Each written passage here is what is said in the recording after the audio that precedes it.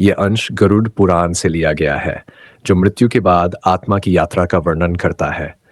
गरुड़ पुराण के अनुसार जब कोई व्यक्ति मरता है और उसकी आत्मा शरीर त्यागती है, तो यमराज के यमदूत उस आत्मा को लेने आते हैं। ये यमदूत उस व्यक्ति के जीवन में किए गए कर्मों के अनुसार उसे अपने साथ ले जाते हैं। यदि व्यक्ति ने पुण्य किए हैं और जीवन में अच्छे कर्म किए हैं, तो उसकी आत्मा को शरीर छोड़ने में कोई कष्ट नहीं होता। लेकिन यदि व्यक्ति ने पाप किए हों तो उसे अत्यधिक पीड़ा सहनी पड़ती है। गरुड़ पुराण में यह भी बताया गया है कि यमदूत आत्मा को केवल 24 घंटों के लिए ले जाते हैं। इन 24 घंटों में आत्मा को उसके द्वारा किए गए पाप और पुण्य दिखाए जाते हैं। इसके बाद आत्मा को उसी घर में वापस लाकर छोड़ दिया जाता है जहां उसने शरीर त्यागा था, और वहां वह 63 दिन तक रहती है। 63 दिन के उत्तर कर्मों के बाद वह यमलोक की यात्रा पर निकलती है।